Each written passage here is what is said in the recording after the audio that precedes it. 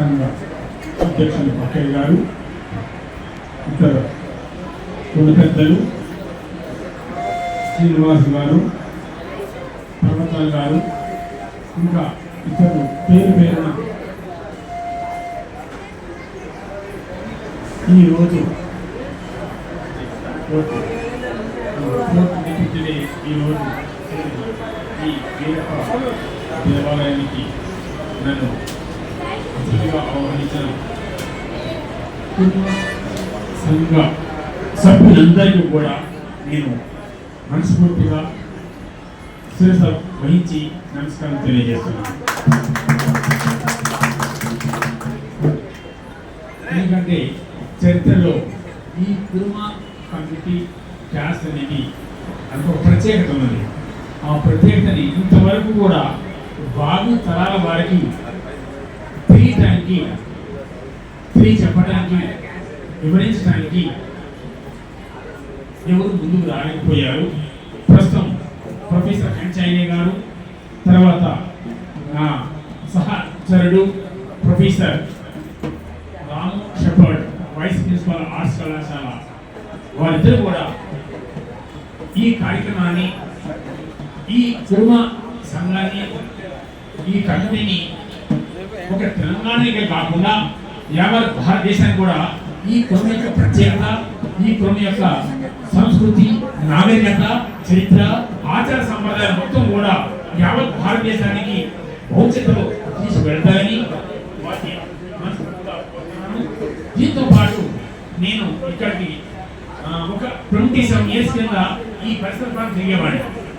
గోరుపల్ ద్వారకానాథ కాలనాయులు అయితే ఆ ప్రాంతం అప్పుడు ఆ తన నుంచి చూసుకుంటే ఈ గుడి నిర్మించడం నేను చాలా గర్వంగా ఫీల్ అవుతున్నాను.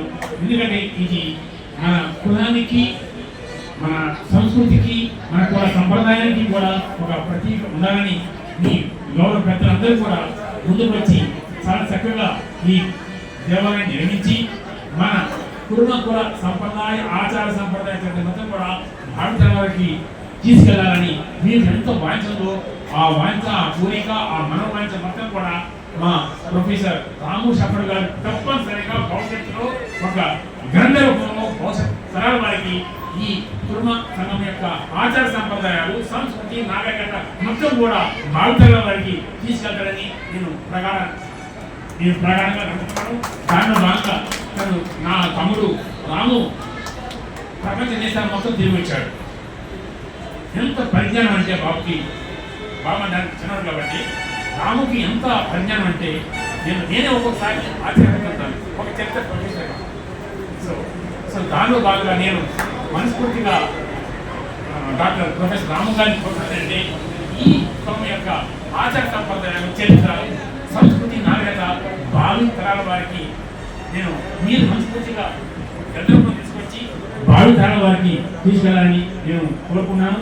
సో నన్ను ప్రత్యేకంగా నా తమ్ముడు పాండు చాలా యాక్టివ్ ఉంటాడు న్యూస్లో.